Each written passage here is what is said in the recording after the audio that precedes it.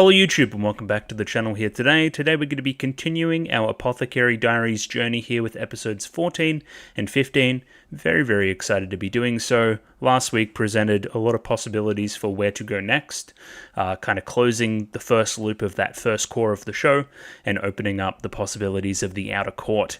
A new location, a new character coming in, a new consort here today, a new guy with a monocle who seems kind of evil.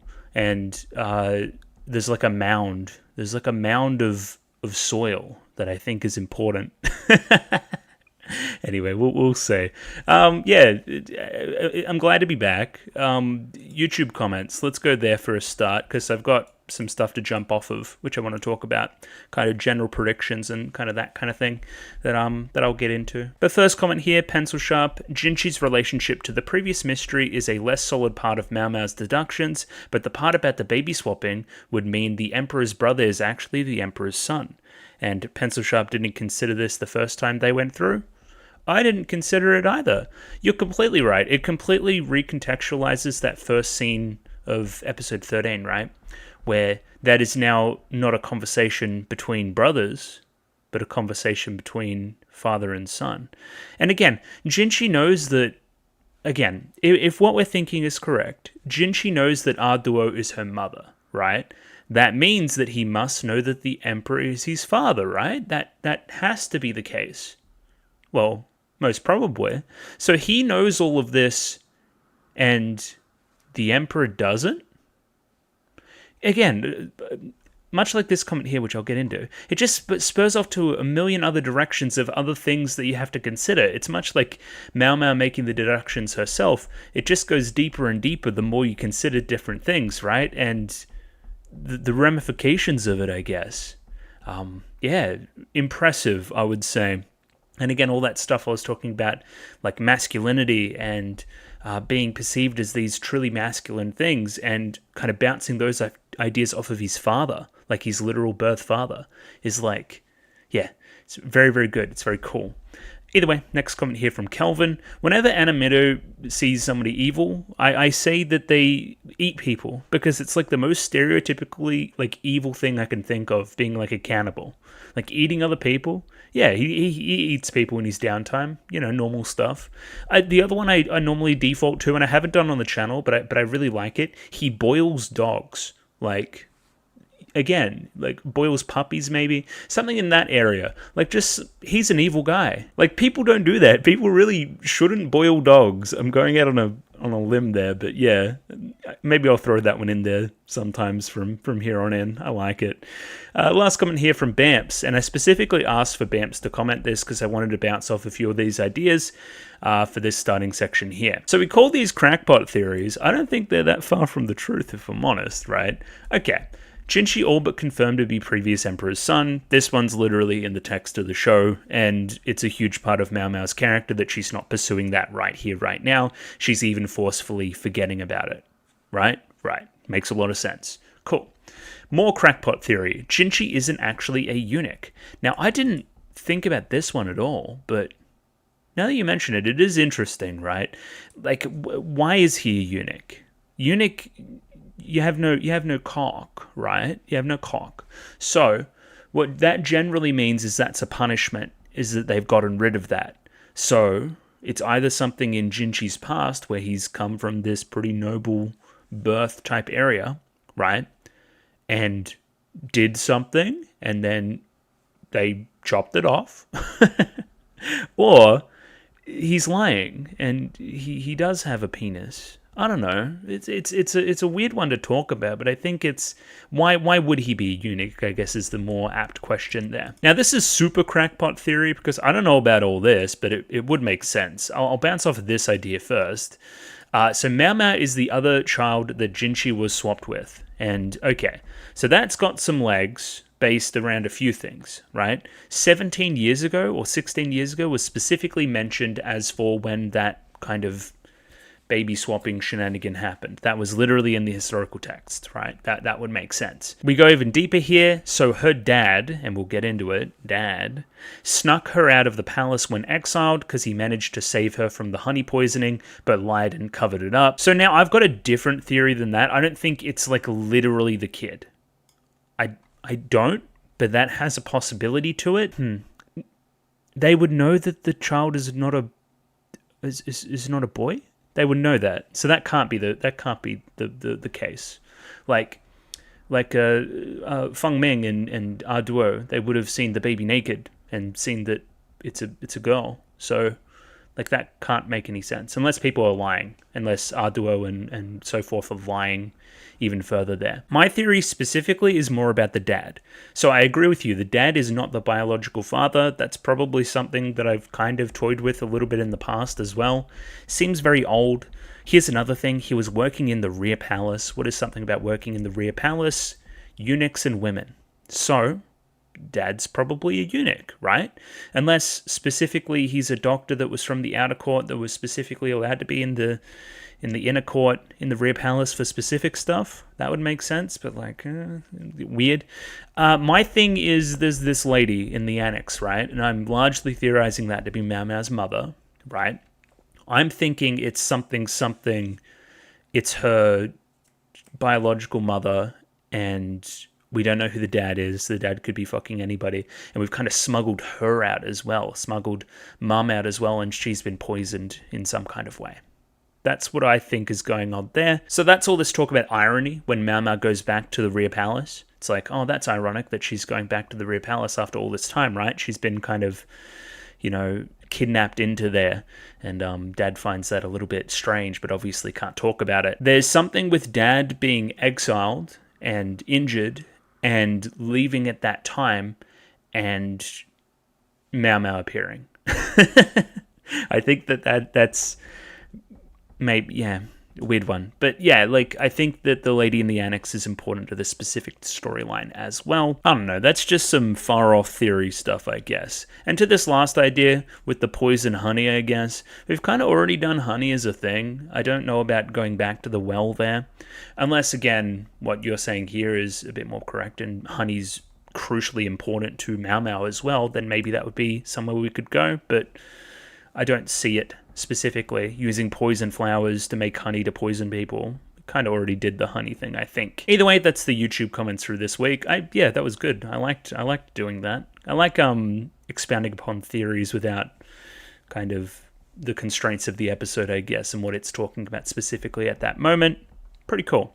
Let's do those patrons. I reckon that's the best idea to progress with the video. As always, just letting everybody know I have a Patreon. You can get next week's episode 1 week early by giving me $6. I would appreciate you doing such a thing. Many people have done such a thing, up to and including Mickey Babbers, Trails++, Anders Harlan, /Bobbin, Chobo Ribby, Domobot, Ed, Fancy Question Mark, Fleur Nightingale, Fried Rice, Fruit, Gloriana Tenebrae, Glyke, Gus N, Heath, Hex, Ika, Yako Yavanen, Joran, Kelvin, Kimskill, Clem, Nosta, Lou, Mish, Mistake Chen, Nelu, Nick, Parnik, Pencil Shop 333, Ron Lad BNK, Saint Lily, Sal, Sam1373, Skeleton, Without a Net, Zan Echo, Yuno Meme, Zach, Binshi, Hans Peter, Marsh, Voodoo Chili, Aiden O'Brien, Sinarin, and Funny Fat Guy. Thank you for giving me money. I like money.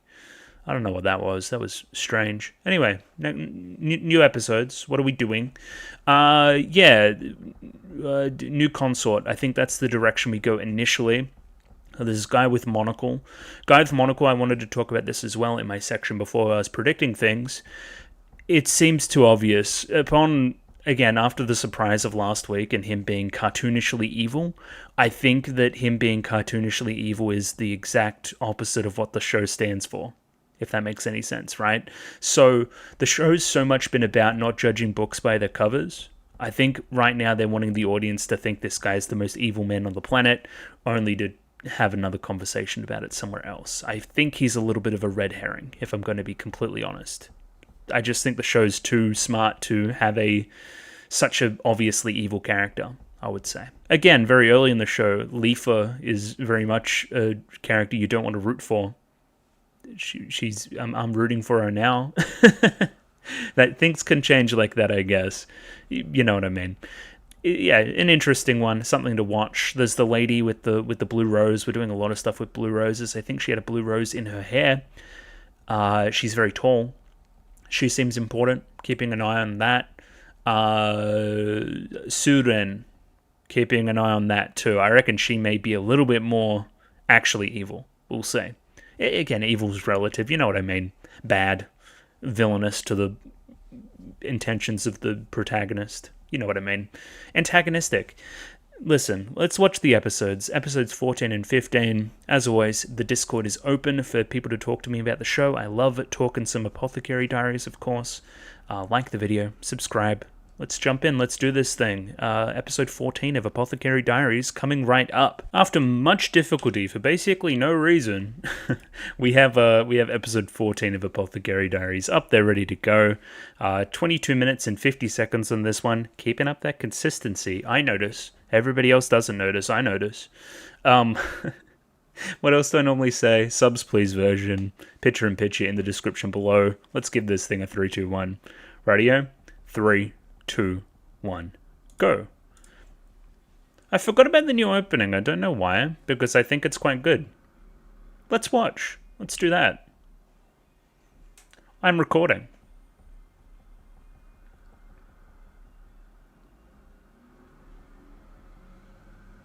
Yeah, really simple effect on the transitions here too, but very effective. That camera always moving in that same direction too. Like fast, slow, fast, slow.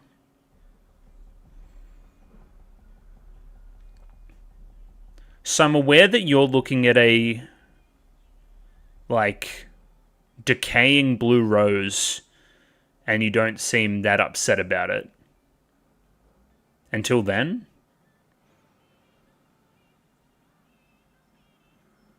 A lot of things to watch for in that opening. A lot of things. In that little section just there where they're placing the pieces. Yuto, the new girl, I think she's going to bounce off Maomao a lot. Like, similar age. She even looks a little bit like Maomao with when Maomao is wearing makeup. So there's side profiles there. It's something in the eyes, I reckon. Big eyes.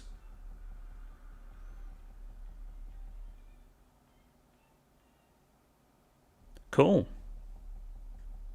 What is this? Show me flower. Snowy something. Okay, this is the new girl. Somber tone. Love the colors. Holy shit, is that impressive. How cool's that? Yeah, love this.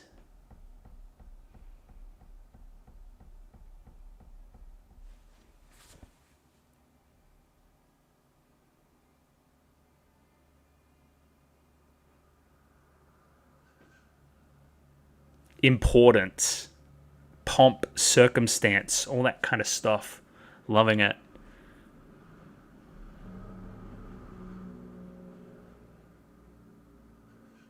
Fucking awesome. Are we going to undercut this somehow? No, you're just moving into Arduo's digs. You've changed your color scheme there a little bit too.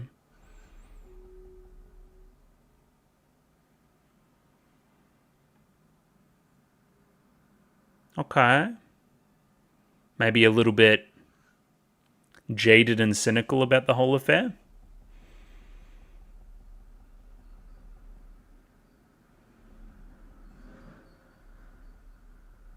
You gonna talk to me? No. Yeah, we must... Yeah, she's also the new Pure. Gotcha. Are you trolling? Please tell me you're trolling. I think that would be funny. Are you planting herbs?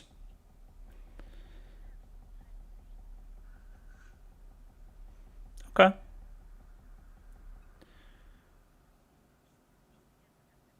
Creepy.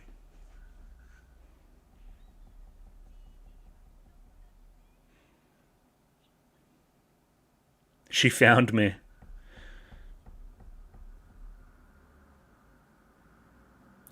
Interesting. So they both went for Maomao.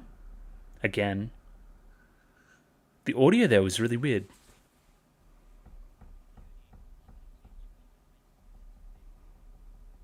I do. I just saw her.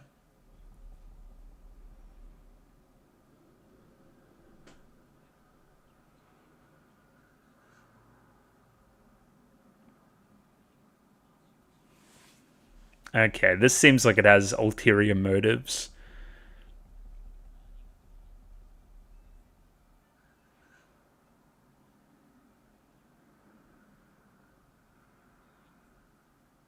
Two.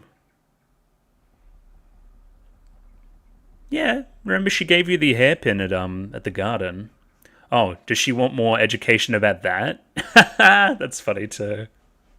I'm not sure Maomao's the best teacher there.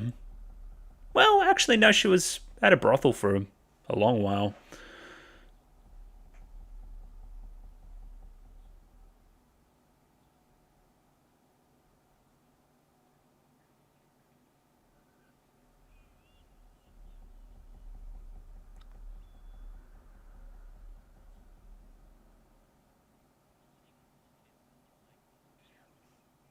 Scary.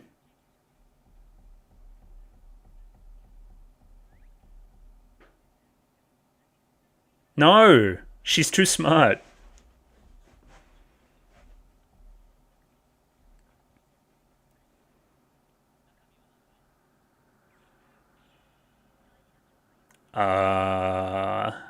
What do you mean? Like this cat thing continuing as well. It's very good. There's some really cute animation through this section. So you're protective of whatever's in the thing.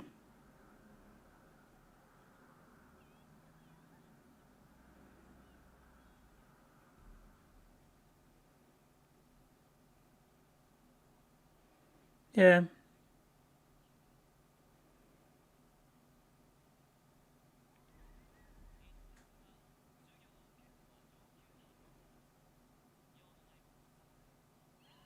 Oh, he told me to leave. How romantic. I don't understand.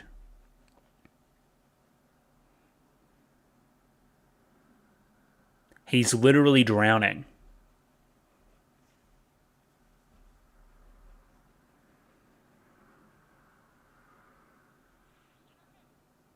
Continue to not look at my stuff. Oh, and then this is in the opening where he's trying to listen.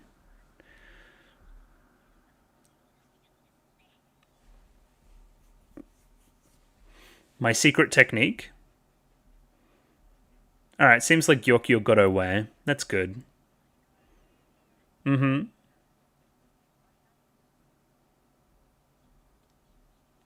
The one in the back's nervous too.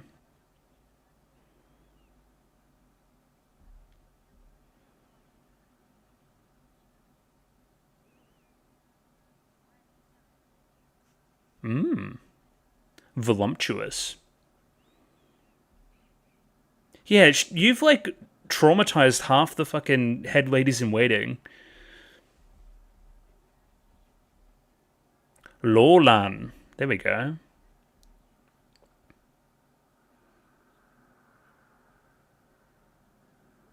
Interesting.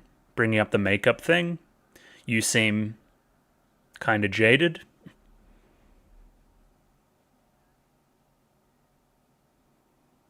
Okay. Yeah, you're not there anymore. Surely it's not relevant.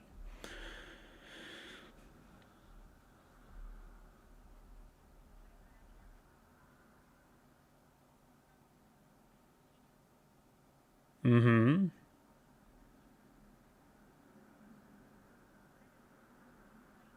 What are the learning materials? Okay, we don't get to. We just get to infer. I'm inferring.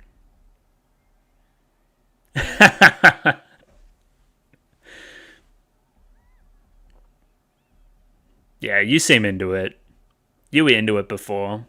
Yeah, maybe not. Maybe Lishu shouldn't be in the room. I don't know. And you don't care. Whoa, but you're flabbergasted. Oh my god.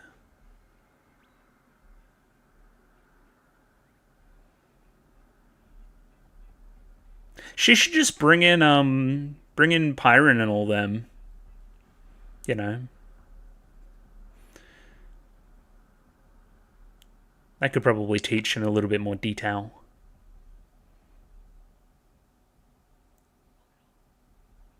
Don't you have somewhere to be?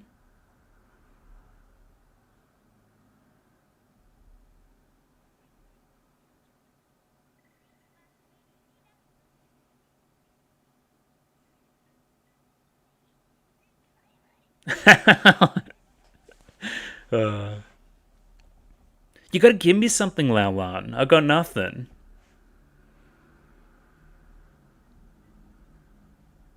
Yeah, I don't know about the other two being forced to attend. Give me something. You gotta give me something. Nothing. Damn. Me neither. I think on purpose. She seems maybe a little bit older than Maomao, maybe. I'm not allowed to tell you.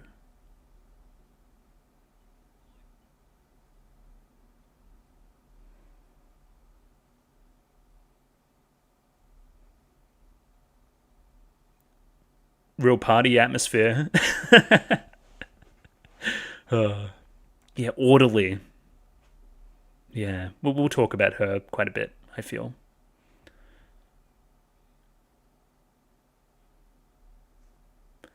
Alcohol? I don't know. I don't know what's going on there. A bomb went off? Send help?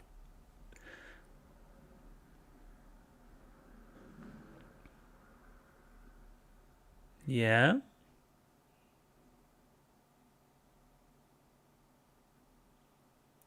It's probably a good idea, like a bomb went off.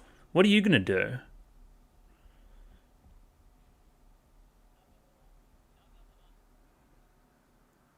Lacan. Are you Lacan?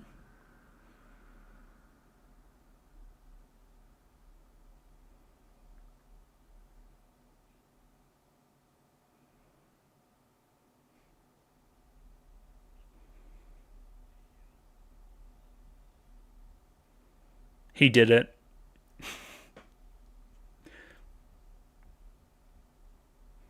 And you guys don't want to know what he eats either. That's all I'm trying to say.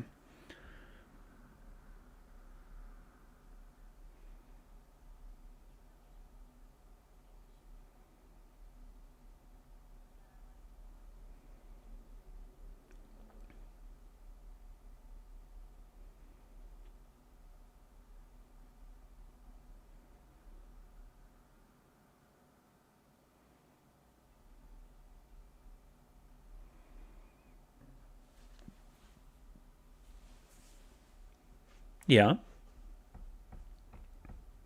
On whose behest?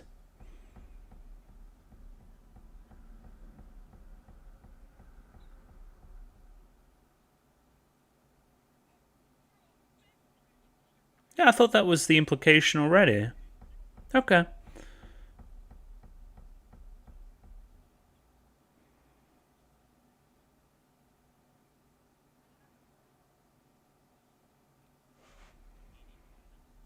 Okay. I mean, it's just a jacket. What an odd scene. Anyway. Doesn't even look that cold out. Yeah, a little bit.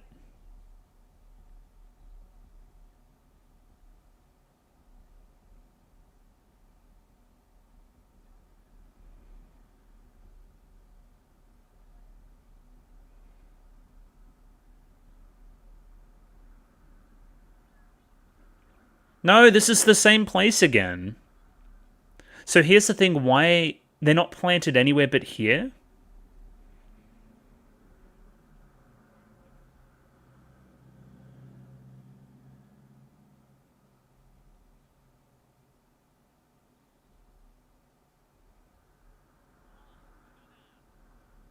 What's up?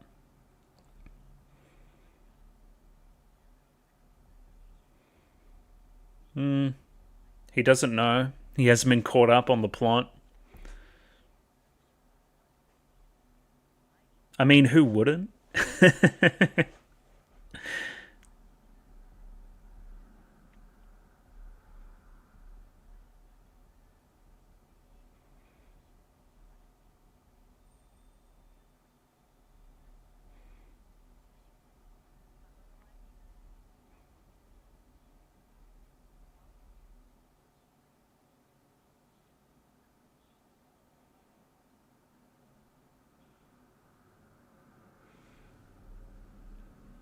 He's down horrendously bad. He's whipped.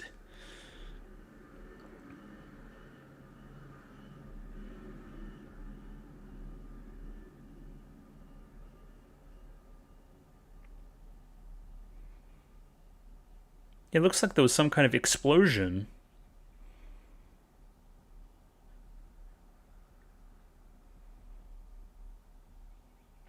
Okay, and this is how you're being brought in. Gotcha.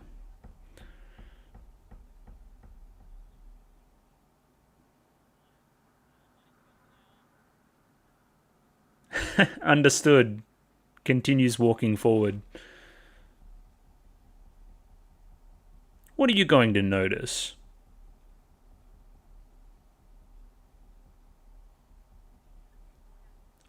Again, I saw it. I have more info than you. Yeah. You also heard a sound.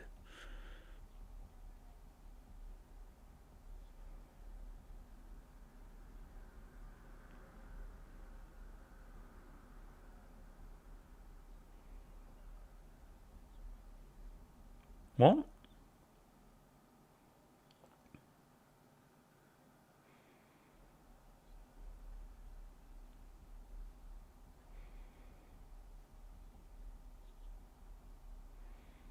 Yeah, you know, normal stuff. So you suspecting terrorism?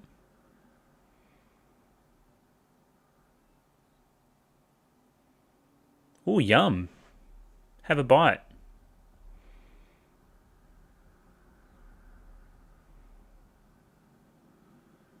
Oh, look at that. It was a clue. It just like shined. Where did I see that? I saw that last episode, no?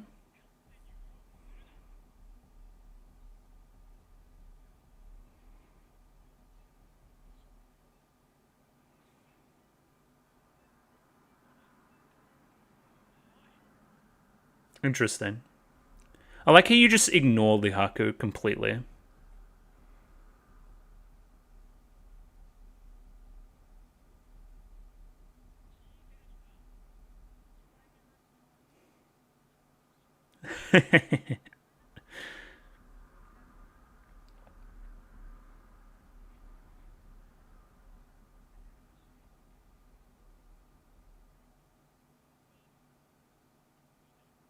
What is it?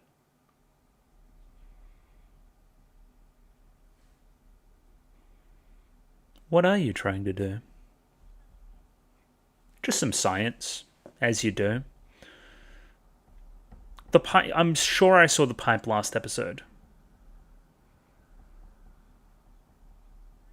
Oh, look at her go! Hell yeah!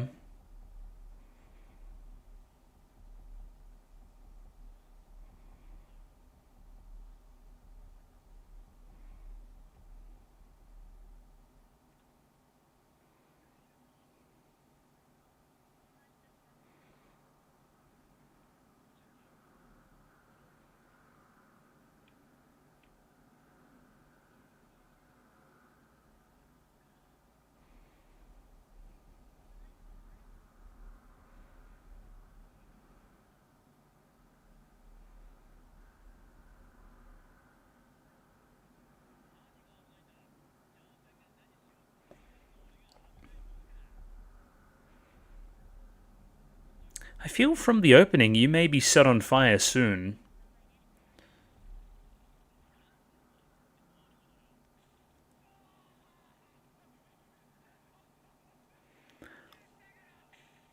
Thought that may have happened. Told you. Anyway, I made a bomb. Oh yeah, it is cold too. Good point.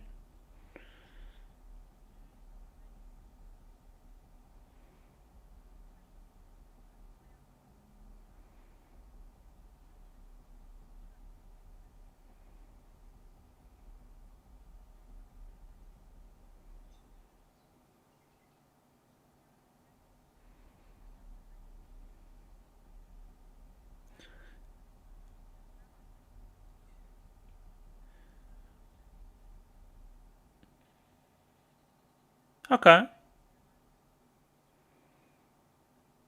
I don't know about I don't know what causes the explosion in that, but I'm not scientific like that. I don't know. Oh. Oh, you actually have first-hand experience.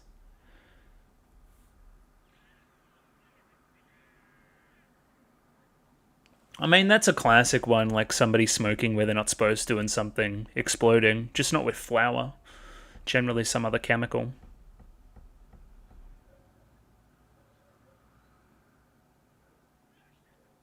Every puzzle has an answer.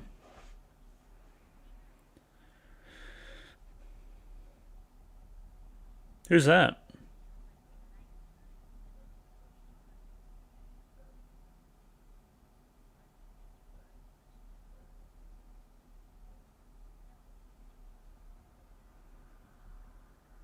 Goodbye. Okay.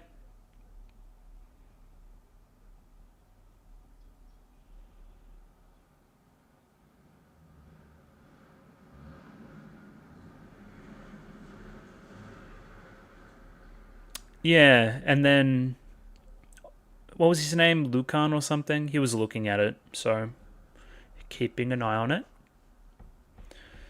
What? Explain yourself?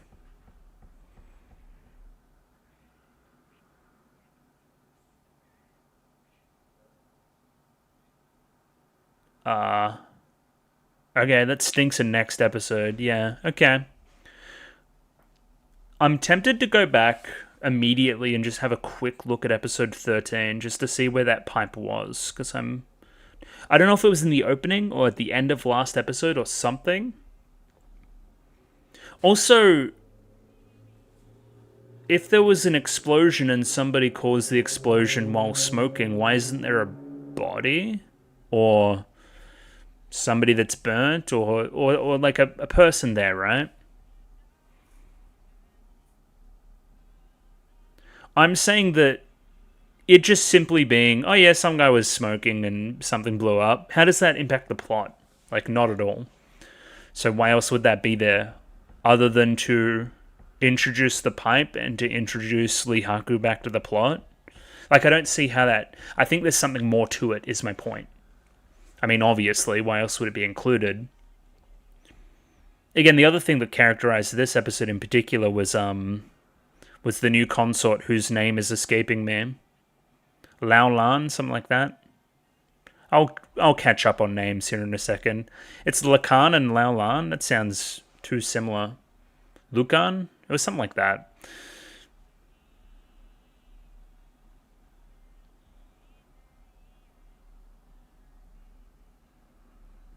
So true. Weed. Jinshi. Water. Monocle. Angry Man. Lovestruck. Mustache. Weed. Finger. Sure. So this was the end of last episode. We see old mate Monocle Bro here, looking all evil. And then we see a shadowy figure here handing this guy this pipe. Why? For what purpose would you do that? This seems like, okay, you know what's going on in that particular place. Hey, bro, have a smoke. And then he has a smoke, and then, lo and behold, it blows up. What is the plan? Why would somebody plant this here? Who are you? Who are you, cloaked figure? I do not know. That is concerning. We will return with episode 15. Let's do that. Let's go get that up now. Radio episode 15 up there, ready to go. I've got 22 minutes and 50 seconds on this one. I'm recording. Picture-in-picture in the description below using the subs please version. Let's jump in. Radio, 3, 2, 1, go. Yeah, everything seems to be in working order over there. Sure.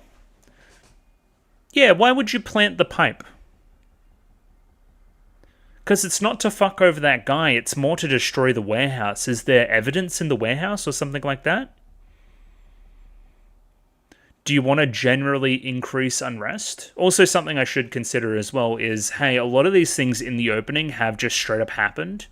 So I should be watching for a lot of those first couple scenes there to literally play out, right? That would make sense to me.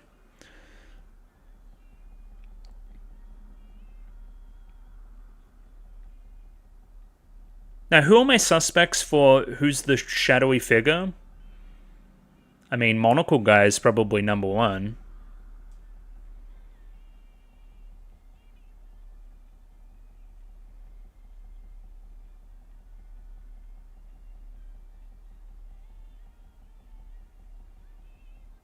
I might have to add this song to some kind of playlist. I really like it. Especially this part here where she does this. I like this part. It's almost millennial whoopee. At least a little bit. It reminds me of a simpler time, let's say. Thorny Rosebush. What a hero.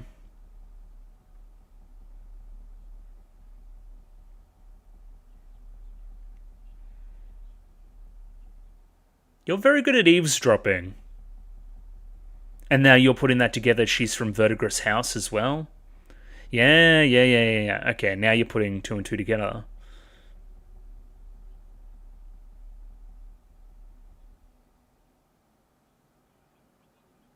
Lakan, there we go.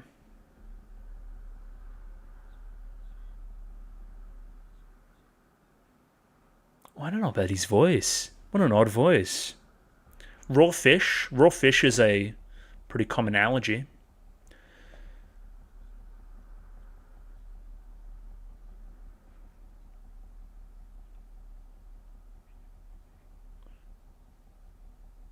I've brought you some wood.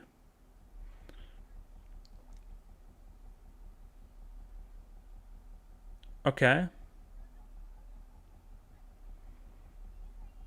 Bro, the Simpsons episode, peak. How good.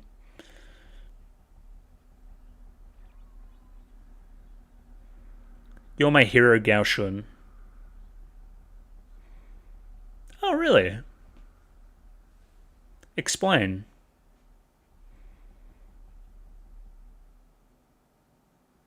Huh.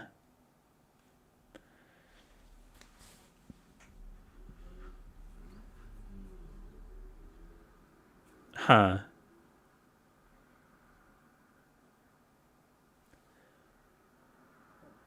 Why would he go into a coma?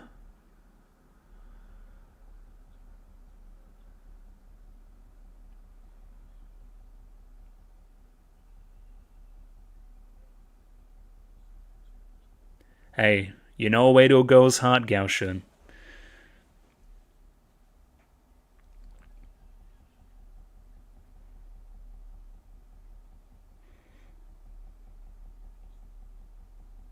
Yeah.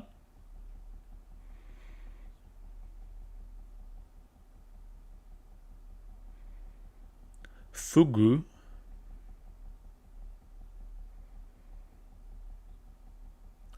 Yeah, I smell foul play.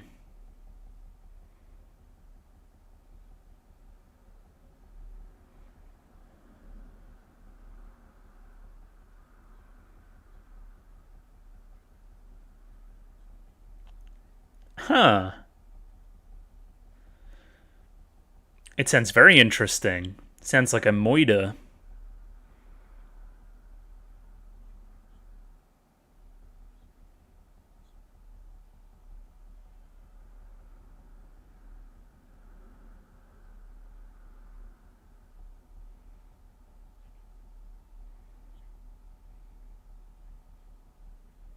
That's where the poison would be.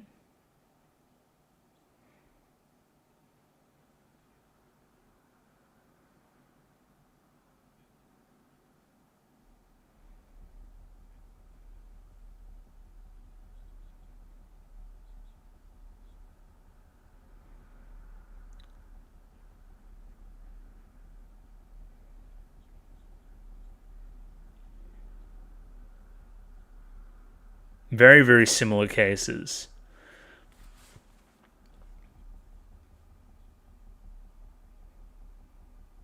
That's not the way our guy does stuff. He's better than that.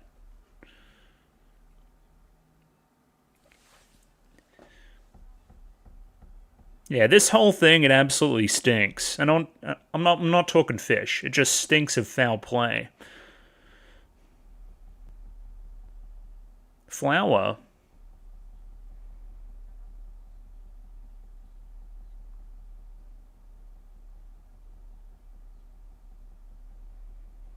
Mm-hmm.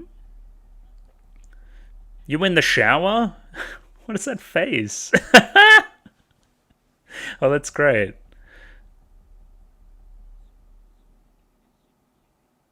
You don't need to know.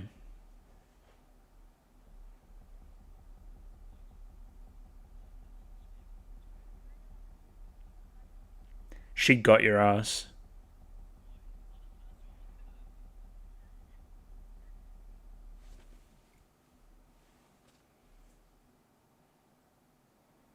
Suren, you're being odd.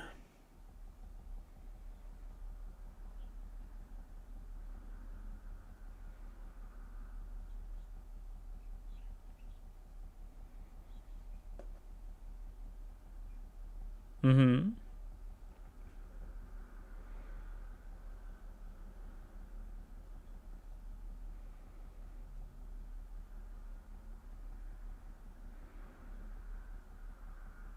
Foul play. Interesting. It could be in the vinegar mix.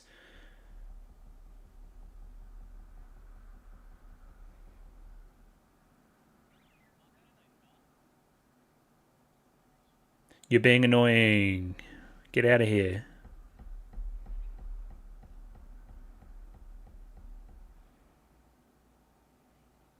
Don't snack.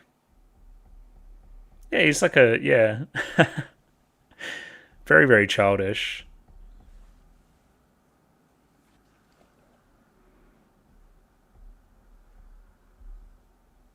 Daikon.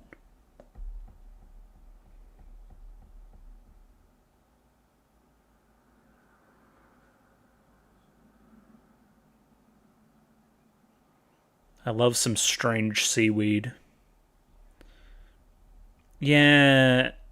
Alright. And then that's what the preview was. You were looking at weed, now I remember. CG horse. Let's go.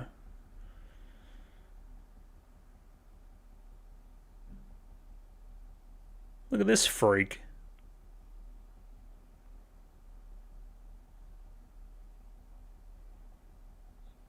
More like based in.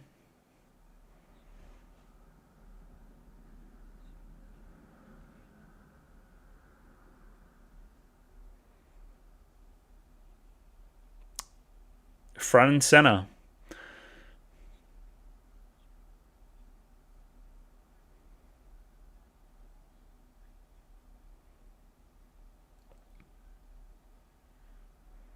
Me neither. Does he look familiar? Now, we must remember the preview at the end of last episode. Yeah.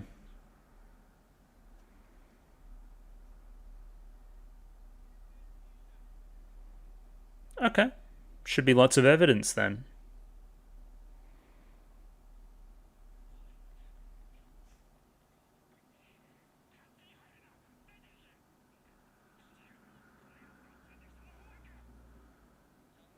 Mustache.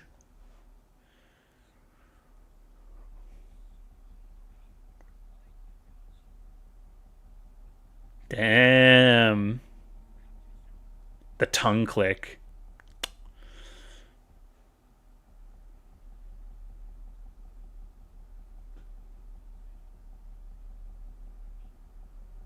This is...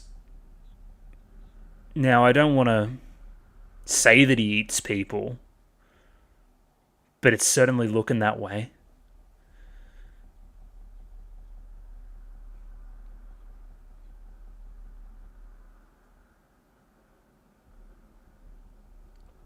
Earn, finally.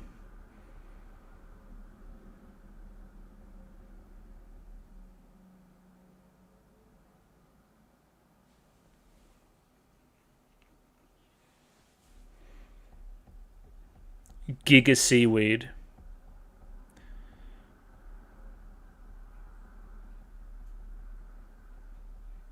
No.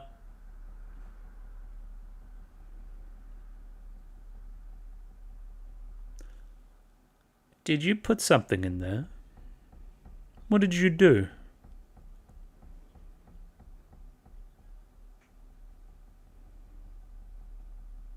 Oh, I took a little bit. That's what you did. Gotcha.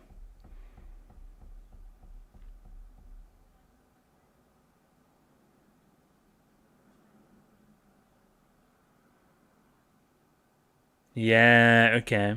So we're going to see what it actually is.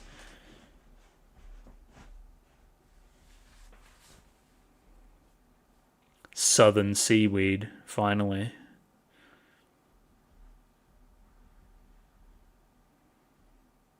We need to talk to some kind of apothecary.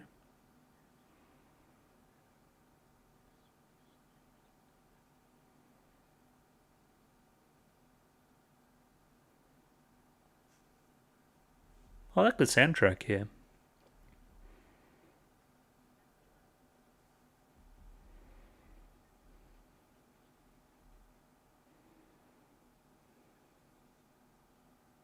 Got curious.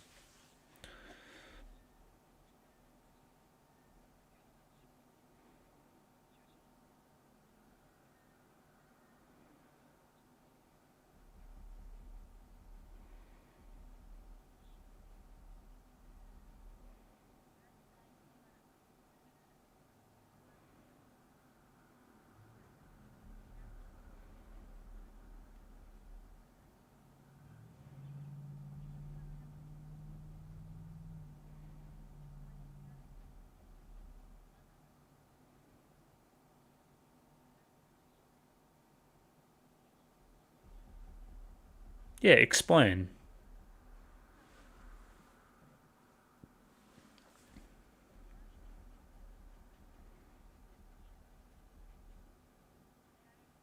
Sure, I didn't know that.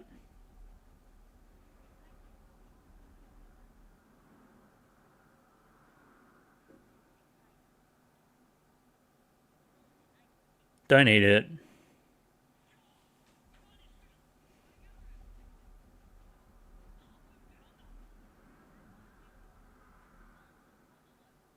Yep, shove it in your mouth.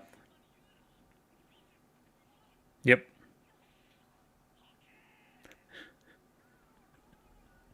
Alright.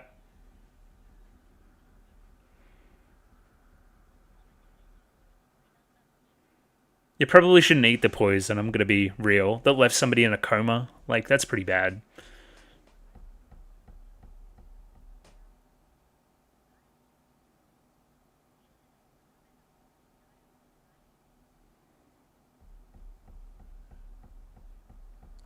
Yeah, did the evil brother know?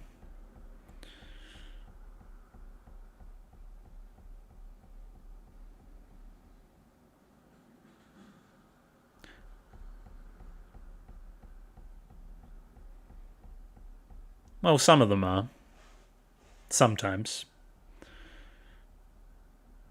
Who the hell's that? Stop. Get out of here. It's like trying to keep a cat away from my food.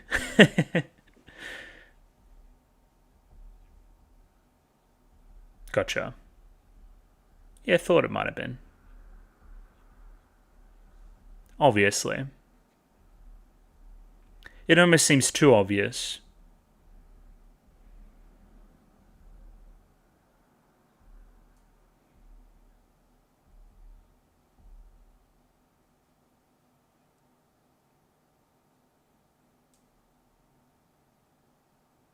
Yeah. Mysterious figure. Mysterious figure planting things.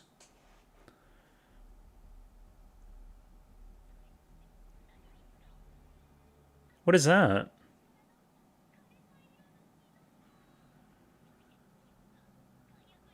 What does it do? It's just hella drugs. It's gonna make him fall over and die. Do that again. Yeah.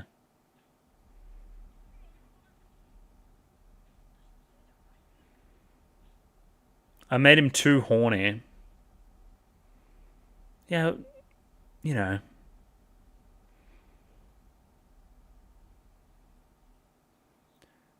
Explain.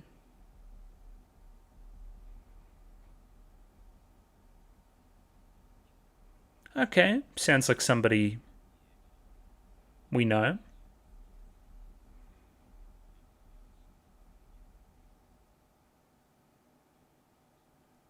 Famous weirdo.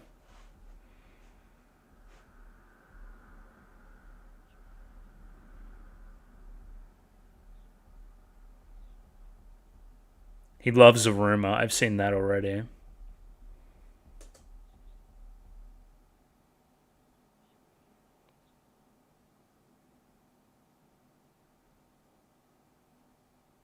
What are you doing?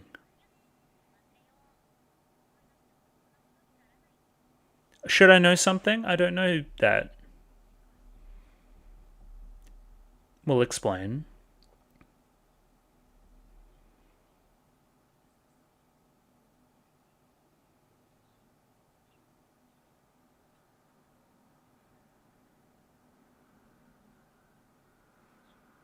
I can tell.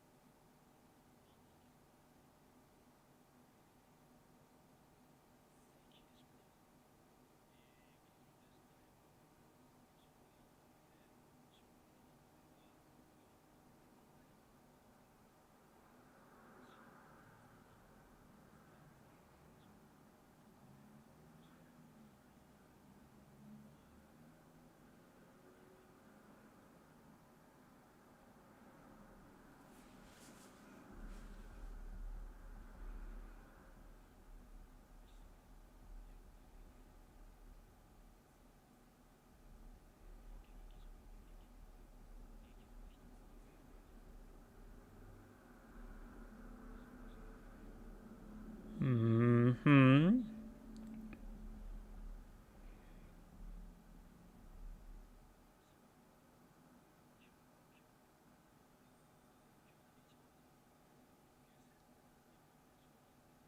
Some guys really like that.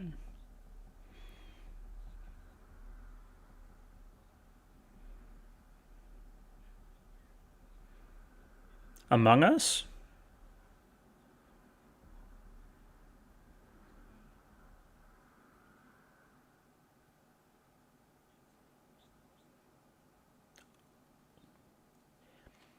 Maybe not a red herring. You seem like bad news.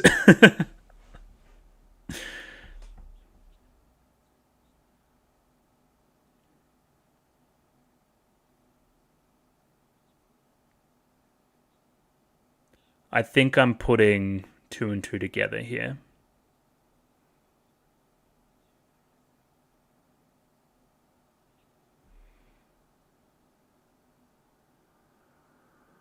I fucking poisoned the shit out of her. No! Continue to explain.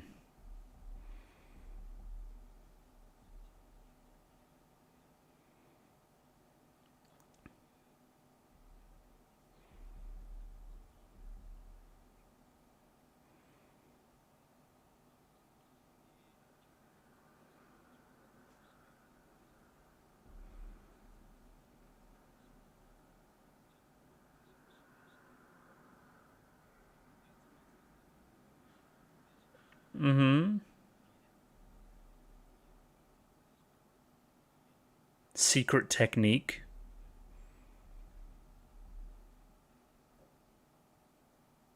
This is obviously very good too, but I'm more focused on the plot.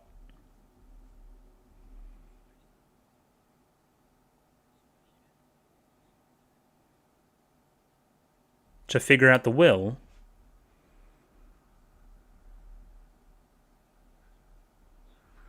To what purpose? To what end? Why?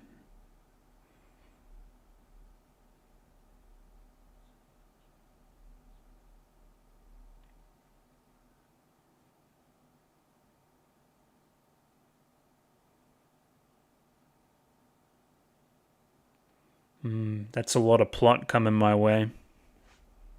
Yeah. Okay. So I don't think I'm gonna, blow anybody's minds here by saying that. So Maomao knows the story behind the lady that was in the annex, right? She knows why she's in a coma. Think about that as well. Essentially in a coma, something like that, right? So she now knows that a military officer around 40 with all these other attributes was involved. Okay, I've got a hunch that it's this guy. Then we get the confirmation in the next scene that, hey, he has been to the Verdigris house before. There was a specific courtesan. He wanted to lower her value. Potentially he went a little too far. Thus, she's now in a coma. Now, again, that almost puts a line through my Maomao's mother theory, but it directly involves Lacan in Verdigris house in a cool way. I'm also rescinding on my stuff where I said he doesn't seem as villainous, because it's probably a red herring. I'm very surprised we didn't see Tall Girl again at all. Very, very surprised. As always, keeping an eye on it. How about next week? You two again? Like Basin, that's his name. I wanted to say Basan, that's not quite correct.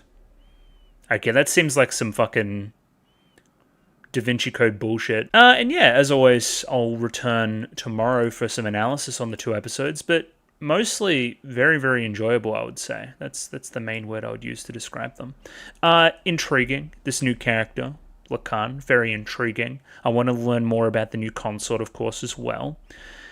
Yeah, things connecting, there are plots at play that we currently don't know about, and I want to learn more, and that's normally a good sign. Because of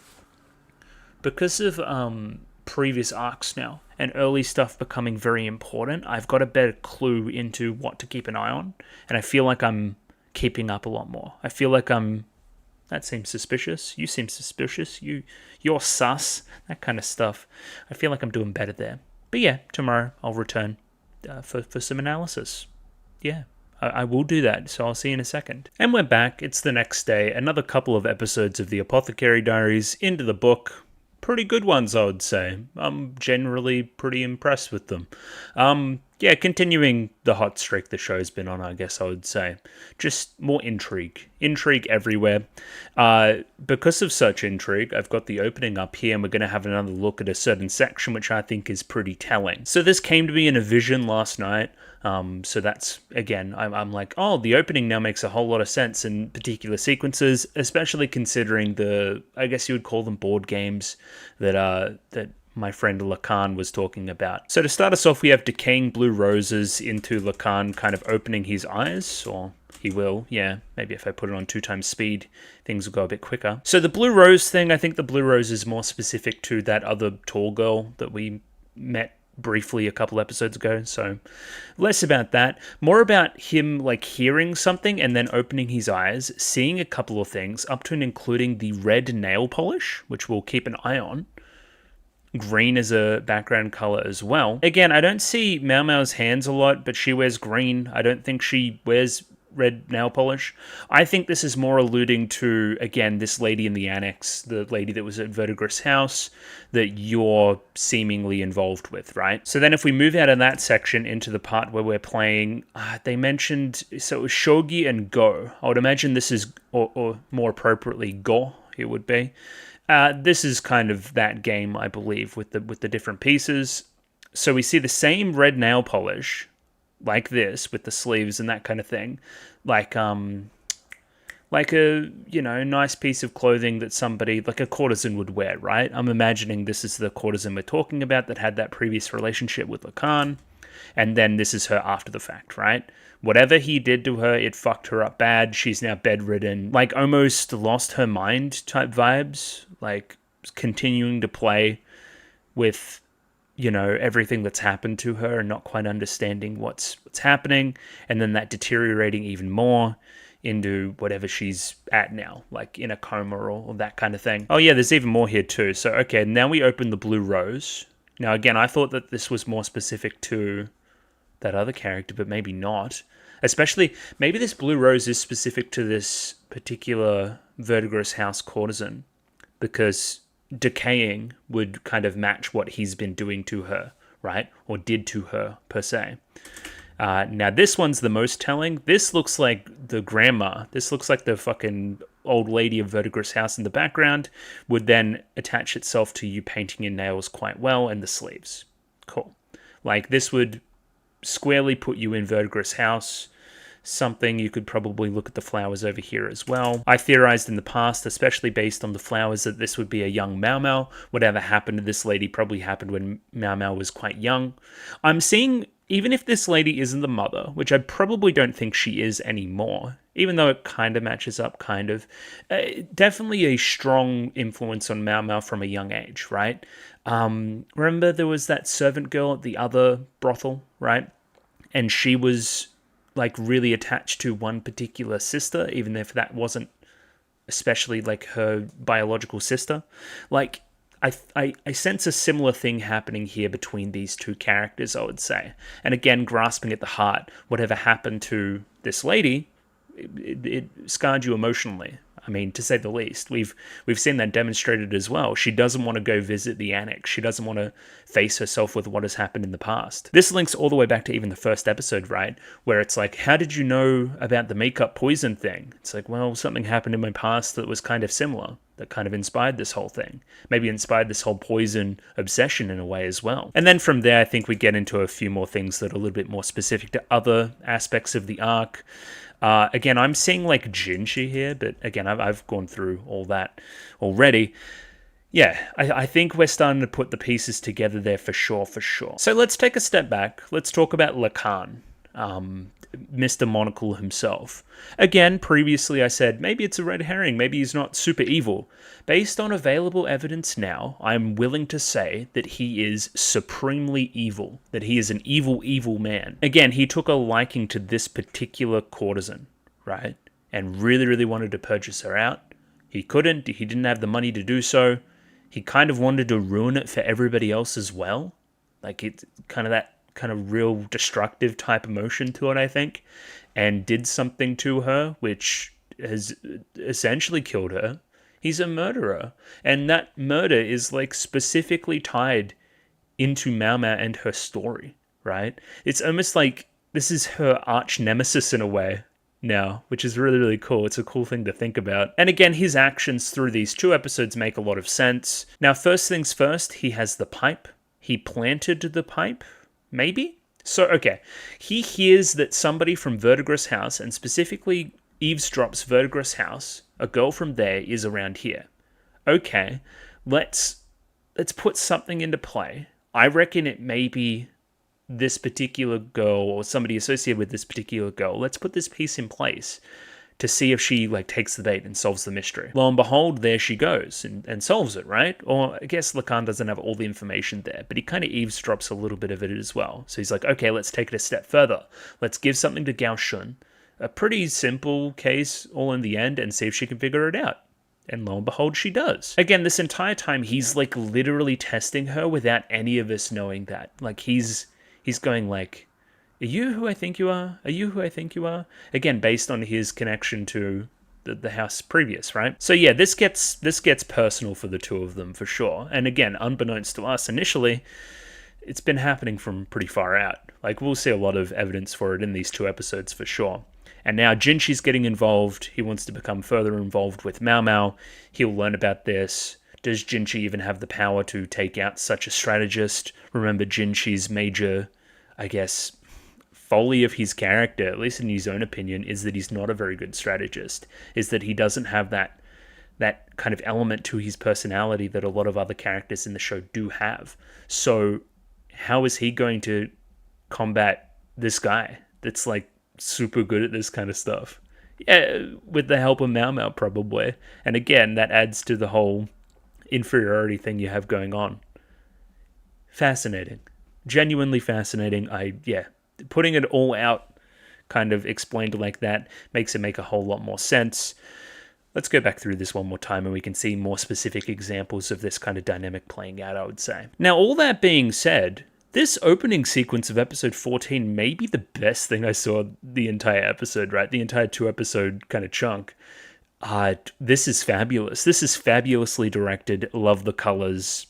Such a tone setter for this new character. Oh, Chad, I'm so bad with flowers. I know this flower too. Oh, they're very beautiful. And with the ice and the frozen stuff on them. I guess you can infer from here. Okay, so what are the emotions we're kind of matching with this whole sequence, right? We're focusing on the reds. Red, like a kind of a more crimson red than a vibrant red.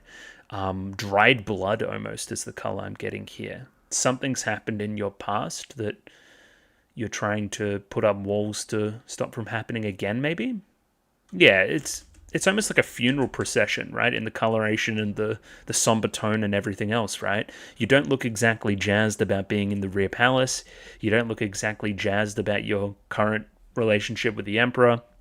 Anything else there in between, we will learn more about you as we continue. It's very interesting that we have this color set already for the pure consort, right? We have this purple color, but you're already kind of doing your own thing with it. You don't want to be associated with such a color almost, well, at least not immediately, right? Another thing that I noticed, and we'll notice later on, we specifically comment on it, she is wearing a lot of makeup, like a lot, right? Even in comparison to the other consorts. So I'm seeing like, okay, you're putting on a mask, you're putting on a wall between you and everybody else, you don't want to show your true intentions and everything else in between quite yet. But yeah, snow as well, specifically snow, frozen over, cold, non-caring, like the opposite of passion.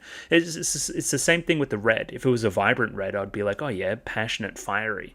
No, it's dulled. That something happened in the past that is now kind of set. It's like dried blood, you know? But yeah, this whole sequence is fucking wonderful.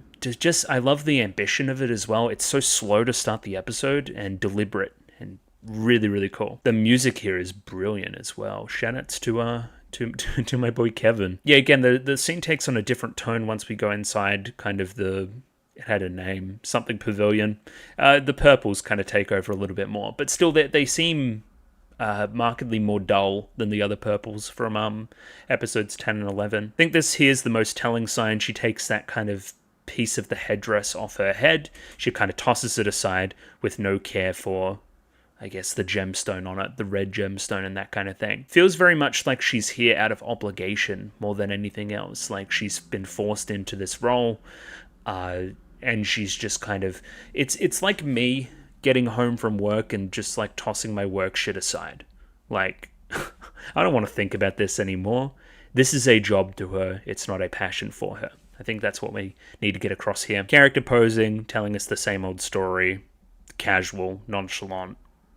I guess I'm here. I guess.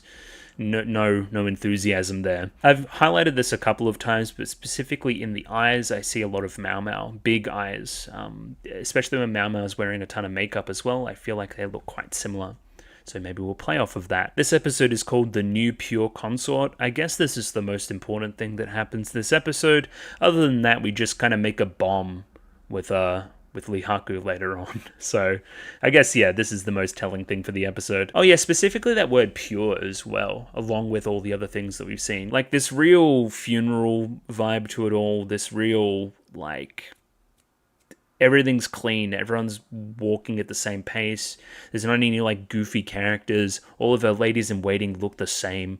Like pure is a great word for that, but pure in a real sad sense. Pure as in there's no joy and there's no pain, there's no nothing. We briefly saw Gyokyo there kind of writing a little bit of a letter that will involve itself in the plot later on. We have Maomao planting some medicinal herbs before getting discovered by Suren, who continues to be terrifying. Yeah, don't do gardening, you need to clean the office. Hey, remember that thing that Gyokyo was writing like 2 scenes ago? Hey, here it is, and there's one from Lifa as well. What could this mean? I guess I didn't think about it like that as well, I don't know why. Like, she's literally replacing Arduo, right? The new one, who has a name, I'll get it here in a second, Lao something, I think. Yeah, Jinshi. How's Jinshi going to be involved with this new consort, right? So it's like literally... Hang on. Okay, if we believe the Jinshi baby swapping stuff, right? Arduo is his mother, right? Who is dating the Emperor, right? Cool. Then this new girl that's coming in is also kind of dating the Emperor. Is this going to be like Jinshi's new mom that's also like Maomao's age? Is that what we're doing here? That's kind of funny. Like, not literally his mom, but like, I want to see those two characters interact and see what it's like. I want to see what's going on there. Either way, back to the plot itself, Maomao is getting kind of requested to become a teacher of the new consorts and that kind of thing. With Lifa involved, it can only really mean one thing. As we think about here, shoutouts to that animation in episode 4 as well. Very, very good. Kind of different from the rest of the show in a lot of ways. So 1, Maomao needs to take a whole lot of gear in to like teach them.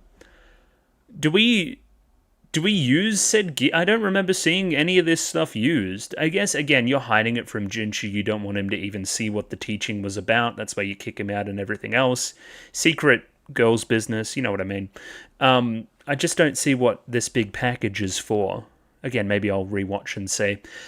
You also try to swindle Jinshi here. You realize that, you know, old ladies hiking up the prices again. Thus, I need to, you know, keep up my end of the bargain as it comes to money. I'm going to charge a larger invoice to you for what's going on. I don't know why you're charging an invoice to you. Or maybe you're just looking at the invoice.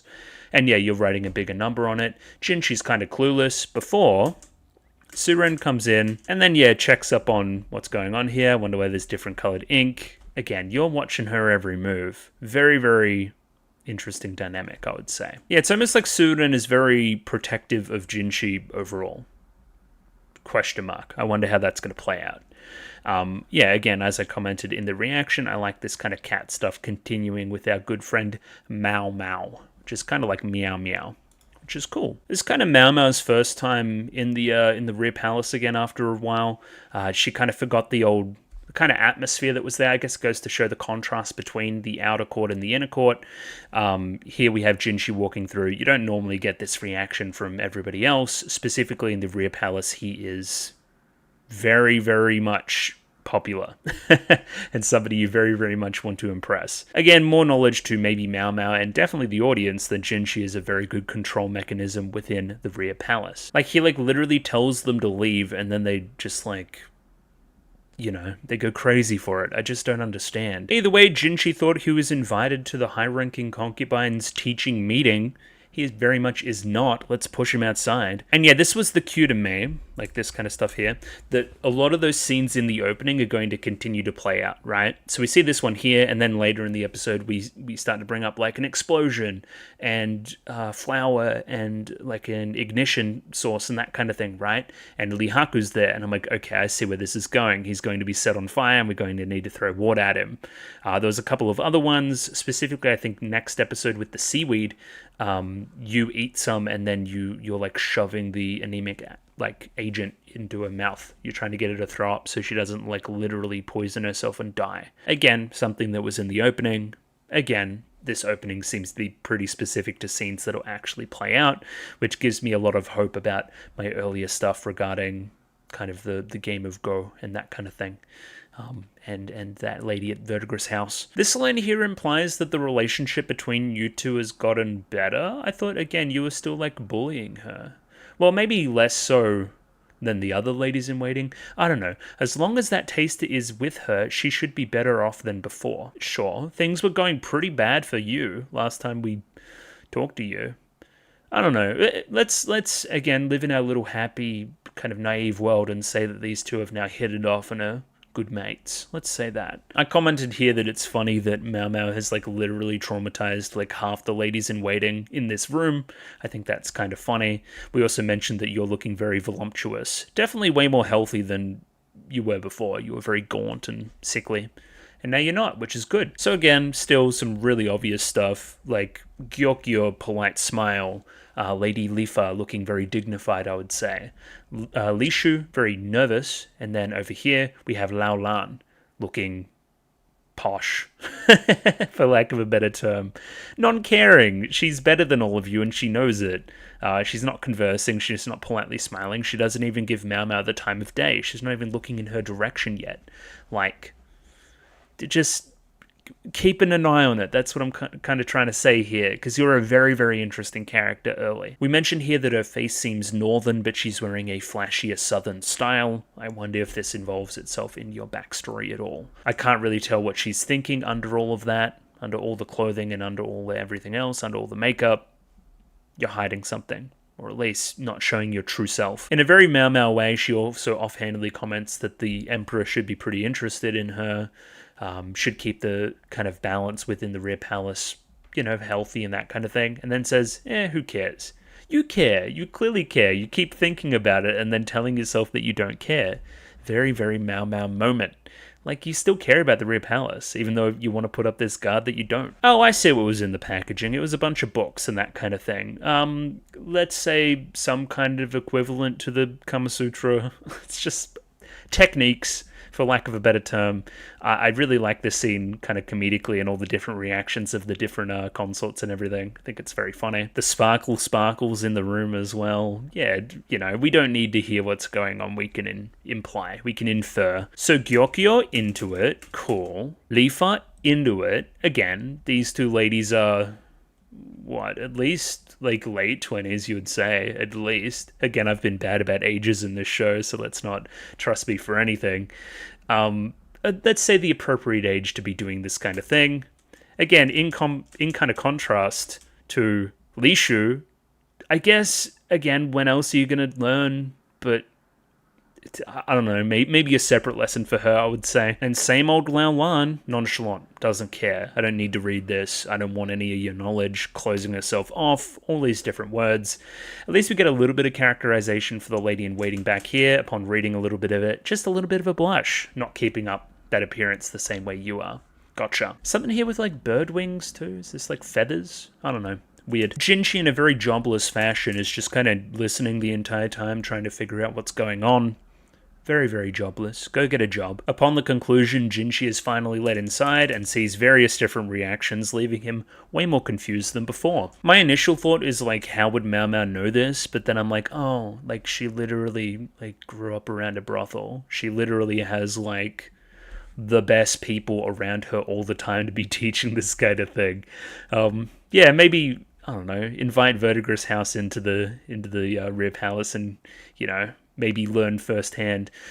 Not like that, but learn from the masters themselves, I would say. Now, what do we spot here? Because now we kind of go from there. You're all flustered. We see Maomao. Maomao kind of looks over there and then sees Lao Lan, who is looking at her. Now, who is Maomao with? Maomao is with Jinshi. Is this predicated on that, maybe? And then, stares at her for but a moment and then looks away again. I don't want to be involved. I want to put up this kind of aura of, I don't care. It's almost very Maomao in a lot of ways as well. Because you're curious, at least a little bit on some level, but you pull yourself away, much like Maomao. Is there something in that? Almost certainly. Specifically here, Maomao also says that, like, during the whole lesson, I couldn't get a read on Lao Lan at all. Again, she's in that, like, really comedic scene, like, really full of emotion and everything, and she's closing herself off. We cut straight from that, like, pretty funny scene over to this other one. No music, cold. We're just kind of standing here. This party's gone crazy. Last night was a movie. No, like, it's so boring. What's going on? Yeah, she like briefly narrows the eyes there, and that's like all we say. Really, really weird. Either way, now the rest of the plot starts because you're about to go to sleep and then hear an explosion, if I'm correct. Which we see there, an explosion of powder. We'll get to it. Again, I'm going to continue to say the same things with Maomao. Curious, initially wants to get up out of bed and have a look at what that even was. No, I'll stay out of it. Again, predicated on Suren, but still. Again, I don't want to get involved. We cross over to the explosion site and see that Lakan is here, looking at the white powder and kind of figuring out what's going on already. He's pretty switched on. He figures out the same thing that Maomao figures out, but probably even quicker. So here's the thing, I theorize that he was the one that planted the pipe. Maybe not quite as correct, maybe it was somebody else. Again, he's figured out what's going on here, he doesn't want to say. He was already looking at that kind of flower on the ground. He later hears that Maomao does figure out what's going on, that she helped greatly in the kind of solving of this mystery. Okay, she's pretty switched on. And now he continues to put two and two together. Switched on from Verdigris' house. I want to talk to her. I want to see what's going on there. Maomao wonders what that explosion was last night, but quickly exits that from her thoughts and goes to burn some paper right past the military officers, which will, lo and behold, take her even closer to where that explosion actually took place. There's a really weird scene here where kind of Gao Shun puts a jacket on her, and then she's like, oh, you're so thoughtful. And then Jinji's like, no, it was my idea. And it's, I don't know, weird tension stuff. You continue this thing where it's like shame that Gao Shun is a eunuch and he'd be a good husband. I don't know.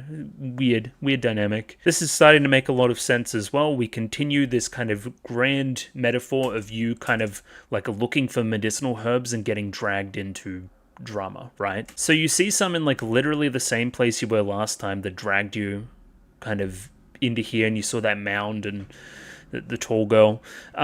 You literally go to the same place again and it drags you into this thing with Lihaku, right? So this kind of dates all the way back to the first episode. Why did she even get kidnapped? She was looking for medicinal herbs. This kind of drive to want to be an apothecary continues to almost like destine you into solving these mysteries and using your talents and that kind of thing, right?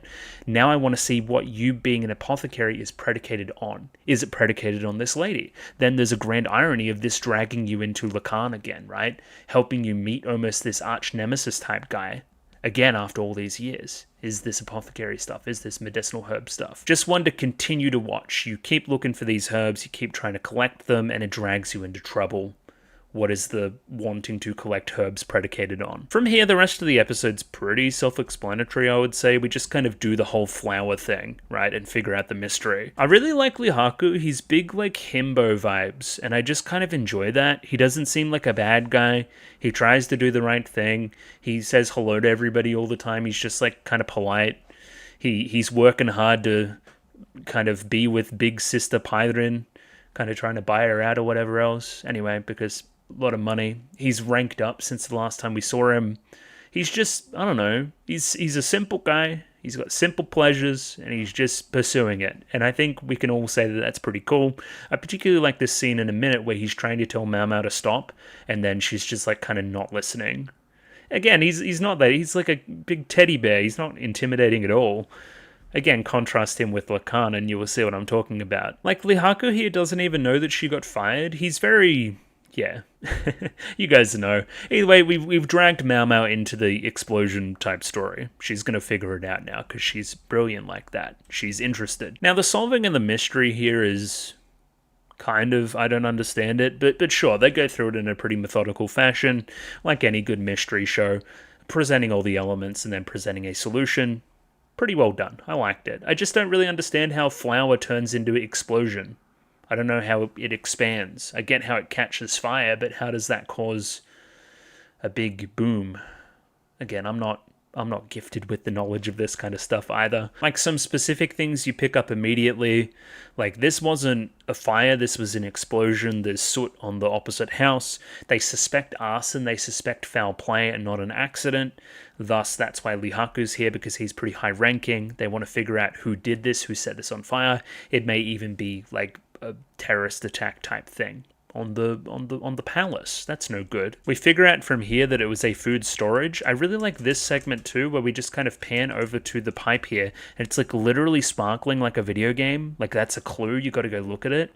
It's almost like speaks to your like detective vision type powers when it comes to this stuff. Despite Lihaku trying in vain to stop her, she's now on the scent of a mystery. She finds the pipe. She sees another storehouse with a bunch of flour around. We start to put things together. From here we find bags of flour. We're going to put it in a box. We're going to like make a bomb essentially. We're going to prove the experiment correct. I need some wood. I need some nails. I'm going to put it together like a faux storage shed, and we're going to see if it blows up upon lighting the flour. As we're doing the experiment, like, she's like really good at woodworking randomly. I grew up poor. I needed to know this kind of stuff. Just a quick flashback to Lumen and, you know, back in the day. I was wondering if I could glean anything else here. I don't think I can. He looks well younger here though. We light the fuse on the experiment. We tell everybody to get back. Lihaku very much not interested in doing so.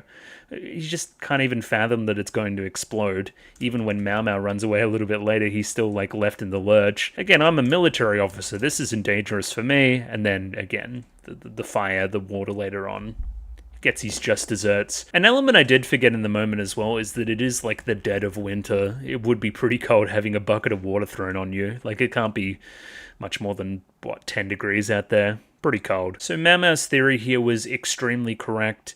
Hey, there's an explosion that happens if like there's a general amount of a fine flammable powder in the air, plus somebody with an ignition source, plus a little bit of airflow, hence why we had that little square in our box that we just built as well.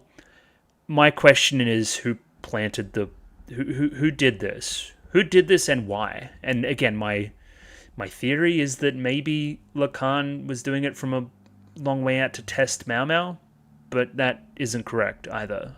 I wonder who planted this. Was it a planting? Was it anything? Was it just a coincidence? I do not know. You know who I'm also keeping an eye on? Fucking Basen, that guy. I'm keeping an eye on him if he's not...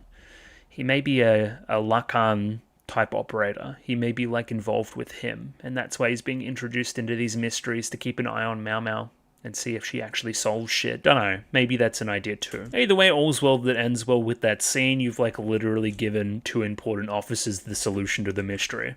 So yeah. Now something to note is that you offhandedly just kind of take this with you. Like, oh, I accidentally brought this with me. I wonder if that'll become relevant again. We will see. One specific thing is it seems too precious, and it's like made of ivory. It's like it seems too good for just a random warehouse guard type guy to have. Again, indicating to me that it was planted. This right here is our tie into the next mystery here, where we have this guy, who I think is the mustache guy from next episode, saying, I'm worthy too, damn it. This is Basen noticing that he is that way inclined. Right? What's going on there? Is this... What? What does that mean? So you should already suspect the guy, which tells me, again, this whole thing is a setup to, like you then go to, like, Lacan or something, and then Lacan's like, oh, okay, I see what's going on here, because I have this prior knowledge as well. Let's put Maomao to the test. Let's use this as a testing mechanism. Yeah, I don't know how all the machinations behind the scene are working yet, but there's something in... Because you're definitely that guy, right? I think. I don't know, really weird one. I'm unsure. I'm unsure about everything behind the scenes, but I know what it leads to. I know the purpose behind it. Now, very specifically here, we start the next episode on the thorns of a rose. So, if we're relating this lady at the end of the episode that was at Verdigris' house, if we're relating that to a blue rose, then having the thorns of the rose, the prickly part, being symbolized by Lacan would make a lot of sense. So, the food for thought there. He's not a flower, he is but the thorns on them. Kind of working not as their protection, but as their pain. That's what I would say. So Lacan's very good at eavesdropping. We see this at the very start of the episode here. He learns a lot of stuff here. Hey, Lihaku solved the mystery of the explosion. Oh, actually, rumor is that he got help from a servant girl. That servant girl is also Jinshi's. That servant girl is also attached to Verdigris' house. I hear she's beautiful, intellectual, with cold eyes. That's putting everything together for you, like, almost immediately. Very, very quickly here, this piques his interest. Would you mind telling me more about that? Again, he's very unassuming. We see this in the last scene as well, where he's working on a different level in conversations. He seems like he's sleeping. He seems like he's relaxing. He's always listening. He's always scheming. He's always planning. Same thing back here. He runs circles around Jinchi when trying to kind of gain information about the girl. Like, anyway, now you start to put into play your plan to test her. From there, quickly we go to the next scene, and Maomao, of course, is brought into our new mystery. Again, on the behest of Lacan, because he knows the Gaoshun is associated with Jinchi, who would then give it to you because you're quite brilliant. Works perfectly. And of course you're going to be interested because it's to do with poisoning and pufferfish and that kind of thing. Again, I'm much like last episode, I'm less interested in this specific mystery here. The stuff we do uncover about the seaweed and the motives and that kind of thing, it's pretty interesting, right? But mostly, I think it's more interesting in the macro. It's more interesting in character motivation and that kind of thing. Like Lacan already moving the pieces here to get into play what he wants to be in play, right? Like, does this look like a good man to you? I don't think so. This looks like an evil motherfucker who's going to try to do some shit. A colleague asked me for advice on a similar subject. So okay, there was a poisoning that took place about 15 years ago involving pufferfish something. A similar incident occurred recently, thus we're going to ask for Gaoshun's help. Because, hey, maybe these two may be linked. It's funny now that I've spotted it, it's like everywhere. Maomao initially tries to back out of this mystery as well, even though it obviously interests her. It's about poisonings and murder and stuff. She loves that shit. She leans back on her social status again. Should somebody of my status be learning this kind of information? Almost cueing Gaoshun to stop. But Gaoshun's like, I think you know your place. I think you're not going to blab about this, right? You're not going to tell anybody. So have at it. If you really, really want to figure it out, go for it. Again, always that hesitation from Maomao, which I find interesting. Again, we're just establishing elements of the mystery. It's been theorized that they died to the pufferfish poison, but every piece of evidence points to that not being the case. It's generally not in the meat, it's in the organs of the pufferfish is where the poison is.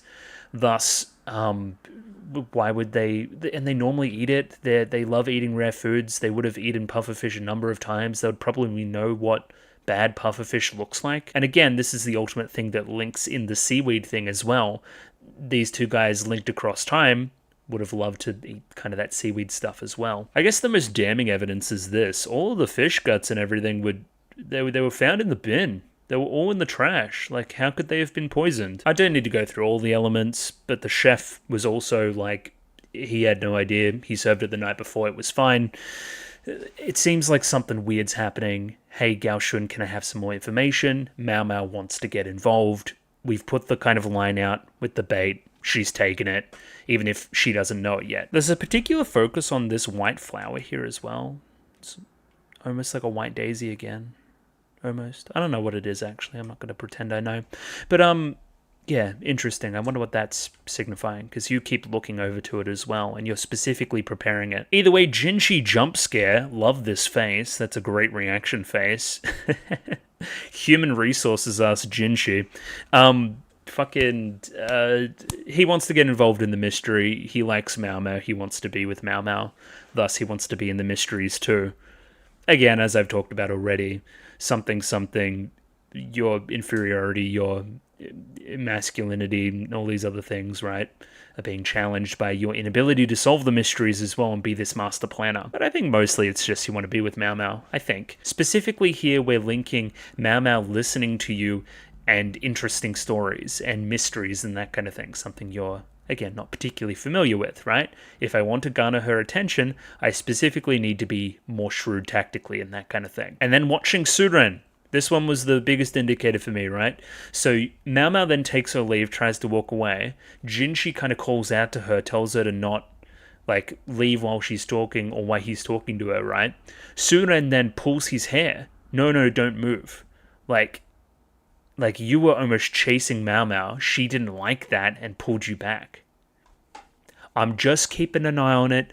You give me weird vibes, for sure. Vibes are off. Vibes are off. Continuing the mystery, Gao Shun's collected the kind of cook's notes, and it seems like the cooking itself was very, very normal. There's nothing out of the ordinary here. Jinshi, again, like a fucking lost puppy, walking up to Maomao.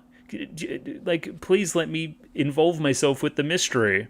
No, you're annoying. Like, he really just wants to join in, but him joining in also means Suren joins in as well. So now everyone's joining in.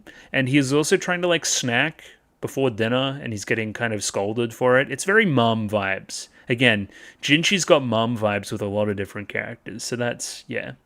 He's very childish sometimes in the presence of certain people. You know how people can change around other certain people? Maybe there's a little bit of that going on. Our biggest indicator here, like out of the ordinary of the dish being cooked, back to the mystery itself, is that normally they would prepare winter vegetables for a meal such as this. But they use seaweed. What gives, right? Why seaweed? That's when the music kicks in. That's how, again, hook into the mystery. From here, Maomao narrows the eyes. I reckon she's even solved it. She's like, that's the part that doesn't make sense. Let's check on the seaweed. From there, we get taken to my good friend Basen, I guess you would say, is how you would say his name. He's a little bit cunty, but that's okay. He's allowed to be. And he's going to take us to the kitchen to have a look at the seaweed. Yeah, he's very official type vibes. This is my job. I kind of hate it. Blah, blah, blah, blah, blah. Like, for no reason known to me right now, I'm being forced into doing this with you, which makes no sense to me. But Lacan, he's figured some stuff out. I'm associating you with him. I think that's what's going on. I've never seen this officer before, but he does look familiar. Why would he look familiar? Specifically there for a moment, we focused on eye color as well. I just don't know who this would be that I would know, you know? Anyway, what? Maomao notices that Basen doesn't have a high opinion of her. Again, I think that's predicated on Basen not knowing why he's here yet. Just kind of thinking this is a waste of time. Now we actually go to the kitchen. We get chased down by the most evil man ever, like literally mustache twirling villain. Like, oh, I wonder who's responsible. It's the guy that died's evil brother. Of course it is. Of course it's that guy. Now, if we go to the kind of end of episode 14 again, you've got different colored eyes. You're not Basen. No. Interesting. Because he's got yellow eyes. This is like the chef or something, right? What? No, I don't understand what's going on there at all. I thought this was definitely Basen. It's not. The eyes are different. But this is the guy. This is the mustached guy. And again, that's the link. Why am I not worthy? My brother's more worthy. That's the motivation. Again, he's literally trying to, like, get the detectives away from the place with the evidence. He, like, clicks his tongue. He's giga evil. You're mega giga evil. Specifically here, Maomao goes over to, like, the seaweed and looks in the seaweed pot and finds the seaweed. And then, yeah, you seem really indignant about you looking in the seaweed and try to rush us away quickly. Now, again, I don't think anybody knew that the seaweed was poison. So did the brother know it was poison? How did he know it was poison? Anyway, it doesn't fucking matter. Maomao solves it, so it's fine. Because now we've taken a bit of the seaweed. We're going to try it. This seaweed isn't in season yet. It's the most mysterious aspect. At least we've taken a sample now. Again, you're offhandedly explaining all this extra knowledge about seaweed that you have and how you've figured all this out. You're gathering this. Maybe then you give it off to Lacan or something like that. From here, we go to do a taste test. The seaweed indeed was imported from the south. That's weird. One has been soaked in salt water or something, I think we say, vinegar. The other one hasn't. One becomes poisonous, one isn't poisonous. Yeah, something about the preparation of this specific seaweed, even though it's the same seaweed they normally use, and where it's from, and what we mix it with makes it poisonous, I think. Yeah, there we go, lime water. In this case, I think this seaweed has to be soaked in lime water first. If it isn't, it becomes poisonous. It, like, literally makes you convulse and want to die and stuff. So that's pretty bad. And yeah, you very happily eat the poison because you're Maomao. You love doing that shit. I love how extra Jinshi is, though. He really cares about you. Doesn't want you to be poisoned. Again, mirrors that scene very much so from the garden party where she's poisoned and feels fine. She you know, upchucks and that kind of thing. And then, but you're really super serious about it. Again, I think it's cute. That's when I find Jinshi endearing, when he does that kind of stuff. And then from there, yeah, we have this vomit juice, have this, and have a fucking upchuck. I really like Maomao again here, really considering her status and how important she is and that kind of thing. She doesn't make any claims. She just really, really nudges them towards the solution. The people in this room are smart. They'll figure it out. Also, they're important, so it'll make sense if they figure it out as well. Because it can't have come from me. It can't, right? I don't have to elaborate any further. Essentially, maybe the trader didn't know, but maybe they did know, but maybe they should have checked if the seaweed was a certain thing, and then, hey, we figure out that it's foul play. So yeah, the younger brother, the evil guy, he's the guy that purchased the seaweed. He confessed to being the one that purchased it. Even if it isn't literally murder, it's still manslaughter. You know what I mean there. So maybe that scene at the end of episode 14 is the trader suggesting the seaweed? Maybe that's what that is? I don't know. It's a weird one. Oh yeah, we literally explained that. Okay, yeah, no, we figured it out now. You're not... Okay. I was being stupid. I literally forgot this scene. That's what happens when you watch an episode a day later again. You forget certain things. So yeah, this trader guy's like, hey, the seaweed, it's kind of poisonous. If you want to kill someone, this is a pretty good way to do it. And again, he's trying to make a sale as well, you know. I still don't know what the hell this does, but it seems to make you really happy to the point you look like really love-struck. Again, I've talked about it before. We're linking poisons and love a lot, and being like love-struck and like lustful and aphrodisiacs and all these other things into poisons in a weird way. Like, I don't know what this is, but that's clearly what we're doing. We make it more explicit here when you're like bouncing around the room in a loving manner and then run into Jinshi and give him this kind of look, which sends him mental. Again, who's really poisoning who here? I really think that Aoi Yuki could have hammed it up a little bit more as well. This is... yeah, it's not overly cutesy. I think he could have cuted it up a little bit more if you really wanted to. Yeah, very funny reaction, very deadpan early before slamming head against wall. Very similar to Lishu last episode as well. Either way, Jinshi's very worked up, not just because of the Maomao thing, but also there's this random guy that keeps trying to talk to me. I just really don't get along with him. He's really busting my balls about something weird. So there's a razor-sharp high official in the military. That makes Maomao jump. She doesn't like that. He comes from a good family, but even though he's past 40, he hasn't married. He adopted his nephew as his son and has him handle his household, which I don't think we've seen any of that yet. He's a famous weirdo, 40 plus, high-ranking military officer, weirdo. Oh shit, I might know who that is, I've got a hunch. His interests are go, shogi, and rumors. He files complaints, he barges in. He's basically the worst retail customer in the world. That's the kind of vibe I'm getting from the guy. I think he has it out for me for some reason. Again, I think that's connected to you, and nobody knows that yet. And you start to think about it a little bit, but then you're like, nope. Forget all about it. I don't want to follow my hunches on this kind of stuff. Same thing with the insane theory that she had about Arduo and Jinshi. No, that's insane. Drop it. My hunches are never correct. Never ever. Even if they have good reason to be correct. No good can come from dwelling on this. I'm just gonna try to forget about it. However, no matter how hard I try to forget, as it turns out, my hunches are normally correct. Now we learn the story, right? And this scene is sinister. Notice the coloration, notice the lighting, notice everything. Bad vibes forever from you. We specifically continue to use this word, the strategist. He's sneaky, right? We've already seen, again, based on the rest of this, his strategy has already been at play. He's been moving pieces around to test Maomao and get closer to Maomao from way out, right? Specifically, he's connected to Maomao through Verdigris' house. Come to think of it, I have an old acquaintance in the Verdigris' house, right? From here, Jinshi somewhat lets his guard down and just kind of asks a leading question about it. Gotcha, hook, line, and sinker. So she was a good courtesan. She was very good at Go and Shogi. I could beat her in Shogi, but never in Go. So again, I'm imagining that game from the opening is Go. And yeah, with the nail polish and the sleeves and the everything. I'm imagining that's this lady that we're talking about. He really took a liking to her. Considered buying her out, but again, expensive. I never felt I would meet a woman as interesting as her, but sometimes things don't work out. Again, you specifically made sure they didn't work out. Didn't work out though, she got too expensive. There were two other guys that were also interested, right? Sometimes they could cost as much as a small palace. If what Lihaku is trying to do with Pyrin is any indicator, then hey, these pretty expensive if you want to buy him out, you know? She was a strange courtesan. Where's he trying to go with this story? She would sell her skills, but never herself. So she would sell like a game?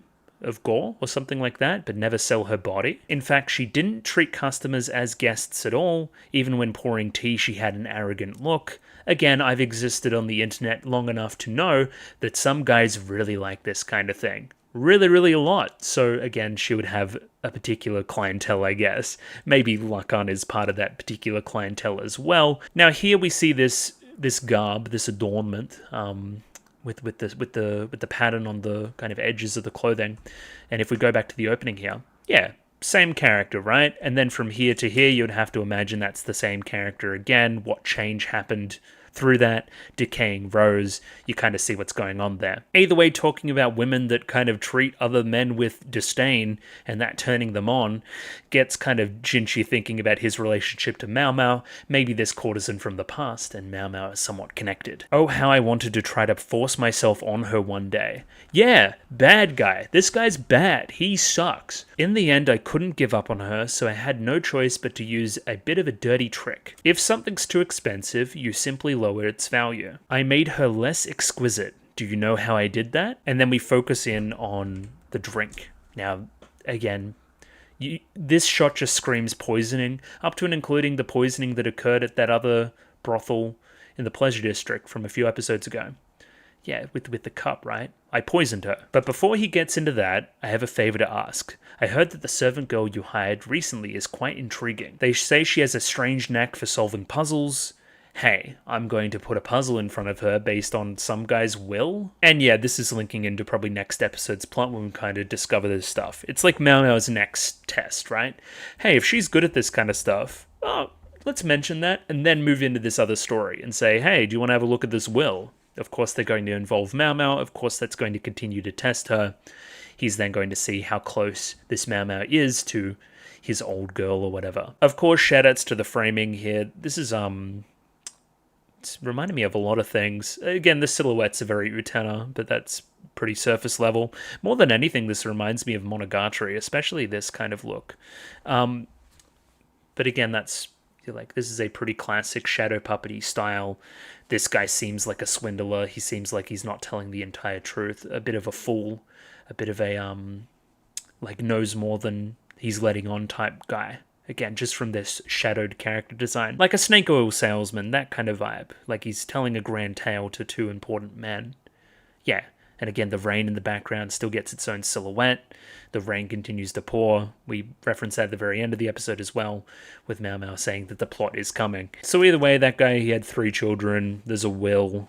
There's a metalworking something, palace purveyor. I don't know, we'll figure it out next week. What's more important is that there's a puzzle at hand. Where you're going with this, I'm just wondering if there's some way to learn that secret technique. Perhaps let Maomao have a look, finally taking off that monocle, being a little bit more direct in the conversation.